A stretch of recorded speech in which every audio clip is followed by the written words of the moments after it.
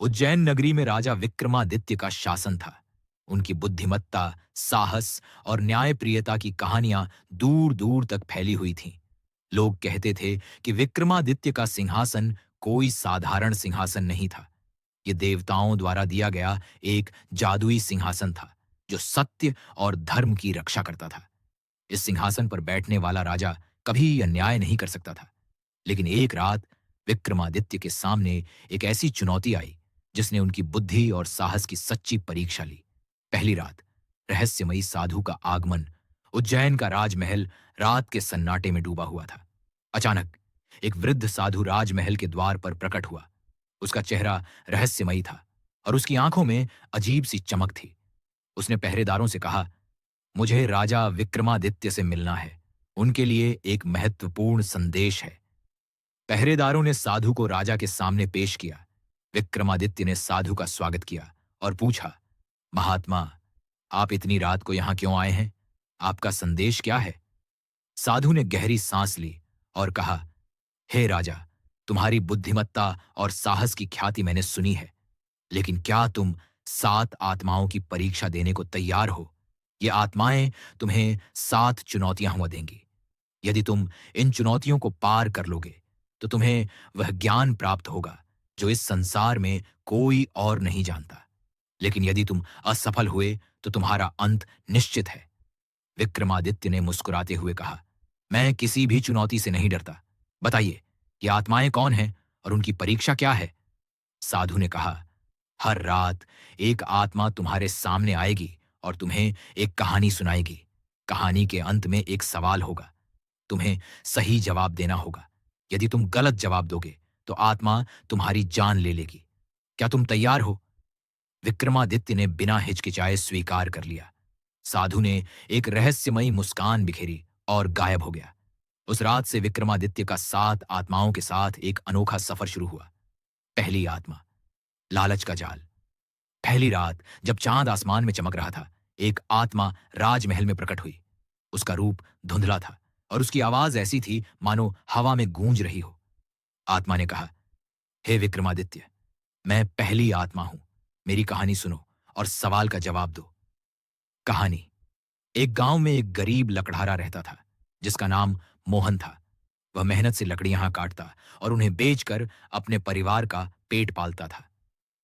एक दिन जंगल में उसे एक चमकता हुआ हीरा मिला।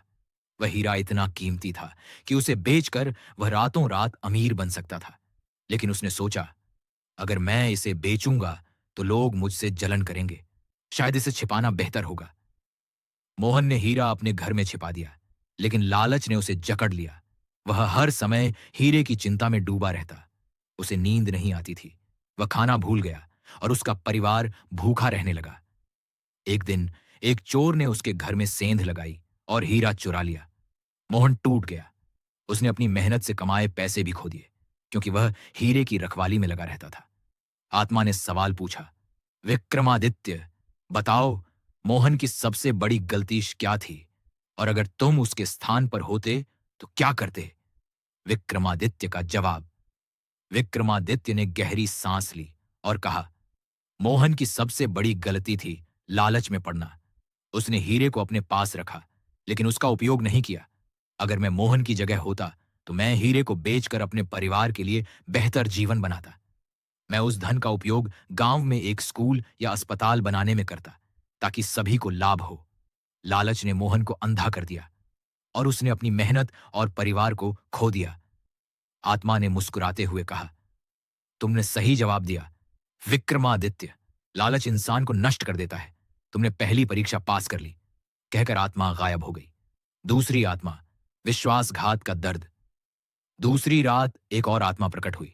उसका रूप और भी भयानक था और उसकी आवाज में दर्द भरा था। उसने कहा, मेरी कहानी सुनो राजा। कहानी। एक राज्य में 2 दोस्त रहते थे, रामू और श्याम। दोनों एक दूसरे पर जान छिड़कते थे।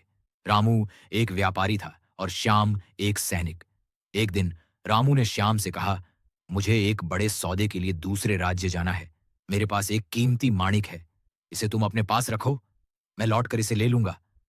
श्याम ने माणिक को संभाल कर रख लिया, लेकिन जब रामू लौटा तो श्याम ने माणिक लौटाने से इनकार कर दिया। उसने कहा, तुमने मुझे कोई माणिक नहीं दिया। रामू ने कोर्ट में मामला ले गया, लेकिन कोई गवाह न होने के कारण वह हार गया। श्याम ने अपने दोस्त का विश्वास तोड़ा और माणिक अपने पास रख लिया। लेकिन कुछ समय बाद श्याम का बेटा बीमार पड़ गया। उसने माणिक बेचकर अपने बेटे का इलाज करवाया, लेकिन बेटा बच न सका। श्याम टूट गया और उसे अपने विश्वासघात का पछतावा हुआ। आत्मा ने सवाल पूछा, विक्रमादित्य, इस कहानी में सबसे बड़ा अपराधी कौन था और तुम इस स्थिति को कैसे संभालते? विक्रमादित्य का जवाब। विक्रमादित्य ने कहा, श्याम सबसे बड़ा अपराधी था, क्योंकि उसने अपने दोस्त का विश्वास तोड़ा। विश्वासघात से बड़ा कोई अपराध नहीं। अगर मैं रामू की जगह होता तो मैं माणिक देने से पहले एक लिखित समझौता करता और गवाह रखता। और अगर मैं श्याम की जगह होता तो मैं अपने दोस्त का विश्वास कभी नहीं तोड़ता। विश्वास एक अनमोल धन है, जिसे खोने से जीवन में केवल दुख मिलता है। आत्मा ने कहा, तुमने फिर सही जवाब दिया। विश्वास की कीमत अनमोल है। तुमने दूसरी परीक्षा पास कर ली। और वह गायब हो गई। तीसरी आत्मा, साहस की अग्नि परीक्षा। तीसरी रात एक तेजस्वी आत्मा प्रकट हुई। उसकी आंखों में आग थी और उसकी आवाज में जोश। उसने कहा, मेरी कहानी सुनो। राजा। कहानी। एक गांव में एक भयानक डाकू रहता था, जो गांव वालों को लूटता और डराता था। गांव का एक युवक, जिसका नाम वीरू था, ने ठान लिया कि वह डाकू का अंत करेगा। वीरू ने डाकू के ठिकाने का पता लगाया और रात को वहां पहुंचा।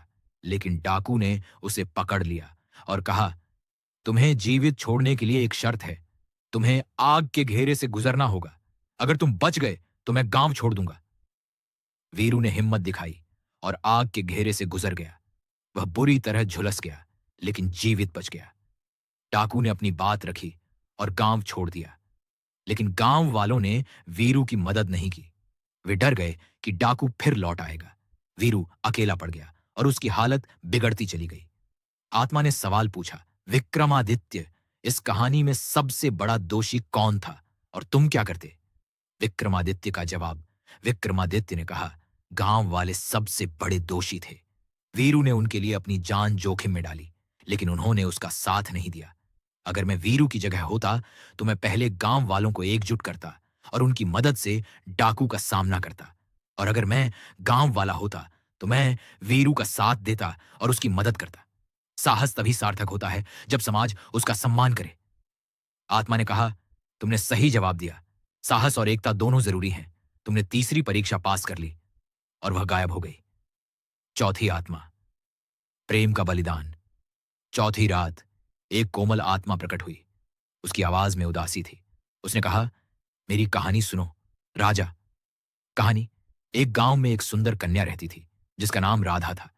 वह एक गरीब किसान से प्रेम करती थी, जिसका नाम कृष्ण था। लेकिन राधा के पिता ने उसका विवाह एक अमीर जमींदार से तय कर दिया। राधा ने अपने पिता से विनती की, लेकिन वह नहीं माने। आखिरकार राधा ने अपने प्रेम के लिए घर छोड़ दिया और कृष्ण के साथ जंगल में चली गई। लेकिन जंगल में जीवन आसान नहीं था। कृष्ण बीमार पड़ गया और राधा के पास उसका इलाज कराने के लिए पैसे नहीं थे। उसने अपने गहने बेचे, लेकिन वह पर्याप्त नहीं था। आखिरकार राधा ने अपने पिता से मदद मांगी। पिता ने उसे वापस बुलाया, लेकिन शर्त रखी कि वह जमींदार से विवाह करे। राधा ने अपने प्रेम को बचाने के लिए यह शर्त मान ली। लेकिन जब वह जमींदार के पास गई तो उसने राधा का अपमान किया और उसे ठुकरा दिया। राधा टूट गई और कृष्ण की मृत्यु हो गई। आत्मा ने सवाल पूछा, विक्रमादित्य, इस कहानी में सबसे बड़ा दोषी कौन था और तुम क्या करते? विक्रमादित्य का जवाब। विक्रमादित्य ने कहा, राधा का पिता सबसे बड़ा दोषी था। उसने अपनी बेटी के प्रेम को नहीं समझा और उसे गलत रास्ते पर धकेल दिया। अगर मैं राधा की जगह होता तो मैं अपने पिता को समझाने की कोशिश करता और गांव वालों की मदद लेता। और अगर मैं पिता की जगह होता तो मैं अपनी बेटी की खुशी को प्राथमिकता देता। प्रेम का सम्मान करना सबसे बड़ा धर्म है। आत्मा ने कहा, तुमने सही जवाब दिया। प्रेम का बलिदान व्यर्थ नहीं जाना चाहिए। तुमने चौथी परीक्षा पास कर ली और वह गायब हो गई। पांचवीं आत्मा, झूठ का बोझ। पांचवीं ही रात एक काली छाया जैसी आत्मा प्रकट हुई। उसकी आवाज में ठंडक थी। उसने कहा, मेरी कहानी सुनो राजा। कहानी: एक व्यापारी था जिसका नाम सेठ धनराज था। वह अपने व्यापार में बहुत सफल था, लेकिन उसने अपनी संपत्ति झूठ और धोखे से कमाई थी। एक दिन उसने अपने एक पुराने दोस्त को धोखा दिया और उसका सारा माल हड़प लिया। दोस्त ने कोर्ट में केस किया, लेकिन धनराज ने गवाहों को खरीद लिया और केस जीत लिया। कुछ समय बाद धनराज का बेटा एक दुर्घटना में मर गया। धनराज ने सोचा कि यह उसके झूठ का परिणाम है। उसने अपने पापों का प्रायश्चित करने के लिए सारी संपत्ति दान कर दी और साधु बन गया, लेकिन उसे मन की शांति नहीं मिली। आत्मा ने सवाल पूछा, विक्रमादित्य, धनराज को शांति क्यों नहीं मिली और तुम क्या करते? विक्रमादित्य का जवाब: विक्रमादित्य ने कहा, धनराज को शांति इसलिए नहीं मिली क्योंकि उसने अपने दोस्त से माफी नहीं मांगी। केवल संपत्ति दान करने से पाप धुल नहीं जाते। अगर मैं धनराज की जगह होता तो मैं अपने दोस्त से माफी मांगता और उसका नुकसान पूरा करता। सच्चाई और पश्चाताप ही शांति का रास्ता है। आत्मा ने कहा, तुमने सही जवाब दिया। झूठ का बोझ केवल सच्चाई से हल्का होता है। तुमने 5वीं परीक्षा पास कर ली। और वह गायब हो गई। छठी आत्मा: घमंड का पतन। छठी रात एक शाही आत्मा प्रकट हुई। उसका रूप राजसी था, लेकिन उसकी आवाज में कटुता थी। उसने कहा, मेरी कहानी सुनो राजा। कहानी: एक राजा था जिसे अपनी शक्ति और धन पर बहुत घमंड था। वह अपनी प्रजा को तुच्छ समझता था और उनकी समस्याओं को नजरअंदाज करता था। एक दिन एक बूढ़ा किसान उसके दरबार में आया और बोला, महाराज, हमारी फसलें सूख रही हैं, कृपया नहर बनवाए। राजा ने उसका मजाक उड़ाया और उसे भगा दिया। लेकिन उस साल भयंकर सूखा पड़ा और प्रजा भूख से तड़पने लगी। प्रजा ने राजा के खिलाफ विद्रोह कर दिया। राजा को अपना महल छोड़कर भागना पड़ा। जंगल में वह अकेला भटकता रहा और अंत में भूख से मर गया। आत्मा ने सवाल पूछा, विक्रमादित्य, राजा की सबसे बड़ी गलती क्या थी और तुम क्या करते? विक्रमादित्य का जवाब: विक्रमादित्य ने कहा, राजा की सबसे बड़ी गलती थी उसका घमंड। उसने अपनी प्रजा की बात नहीं सुनी। अगर मैं उसकी जगह होता तो मैं प्रजा की समस्याओं को समझता और नहर बनवाता। एक राजा का कर्तव्य अपनी प्रजा की रक्षा करना है, न कि उसका अपमान करना। आत्मा ने कहा, तुमने सही जवाब दिया। घमंड इंसान को अंधा कर देता है। तुमने छठी परीक्षा पास कर ली। और वह गायब हो गई। 7वीं आत्मा: सत्य की खोज। 7वीं और आखिरी रात एक चमकदार आत्मा प्रकट हुई। उसका रूप इतना तेजस्वी था कि विक्रमादित्य को अपनी आंखें ढकनी पड़ी। आत्मा ने कहा, यह तुम्हारी आखिरी परीक्षा है विक्रमादित्य। मेरी कहानी सुनो। कहानी: एक गांव में एक साधु रहता था जो सत्य की खोज में था। उसने सारी दुनिया की यात्रा की, लेकिन उसे सत्य नहीं मिला। एक दिन वह एक गुफा में पहुंचा जहां एक बूढ़ा व्यक्ति ध्यान कर रहा था। साधु ने उससे पूछा, सत्य क्या है? बूढ़े व्यक्ति ने कहा, सत्य तुम्हारे भीतर है, इसे बाहर खोजने की जरूरत नहीं। साधु को यह जवाब समझ नहीं आया। उसने गुस्से में गुफा छोड़ दी और अपनी खोज जारी रखी, लेकिन अंत में वह थक गया और उसे कुछ नहीं मिला। आत्मा ने सवाल पूछा, विक्रमादित्य, साधु की गलती क्या थी और सत्य क्या है? विक्रमादित्य का जवाब: विक्रमादित्य ने कहा, साधु की गलती थी कि उसने बूढ़े व्यक्ति की बात पर विचार नहीं किया। सत्य बाहर नहीं, हमारे भीतर होता है। यह हमारी आत्मा की शुद्धता, हमारे कर्मों की सच्चाई और हमारे मन की शांति में है। अगर मैं साधु की जगह होता तो मैं अपने मन को शांत करता और अपने कर्मों को सुधारता। सत्य वही है जो हमें दूसरों के लिए अच्छा करने की प्रेरणा दे। आत्मा ने मुस्कुराते हुए कहा, तुमने 7वीं और आखिरी परीक्षा पास कर ली। तुम सच्चे राजा हो विक्रमादित्य। उपसंहार: अनमोल ज्ञान 7वीं। आत्मा के गायब होने के बाद वह रहस्यमयी साधु फिर प्रकट हुआ। उसने कहा, विक्रमादित्य, तुमने 7 आत्माओं की परीक्षा पास कर ली। तुमने सिद्ध कर दिया कि तुम न केवल बुद्धिमान और साहसी हो, बल्कि तुम्हारे पास एक सच्चा और न्यायप्रिय दिल भी है। तुम्हें वह ज्ञान प्राप्त हुआ है जो इस संसार में दुर्लभ है। विक्रमादित्य ने पूछा, महात्मा, वह ज्ञान क्या है? साधु ने कहा, यह कि सच्चाई, प्रेम, साहस और विश्वास ही जीवन का असली धन है। इन्हें अपनाओ और तुम हमेशा विजयी रहोगे। साधु गायब हो गया और विक्रमादित्य ने उस रात गहरी शांति का अनुभव किया।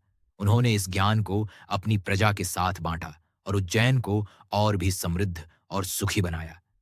नैतिकता यह कहानी हमें सिखाती है कि जीवन में लालच, विश्वासघात, घमंड और झूठ से बचना चाहिए। साहस, प्रेम और सच्चाई ही हमें सही रास्ते पर ले जाती है। विक्रमादित्य की तरह हमें हर चुनौती का सामना बुद्धिमानी और धैर्य से करना चाहिए।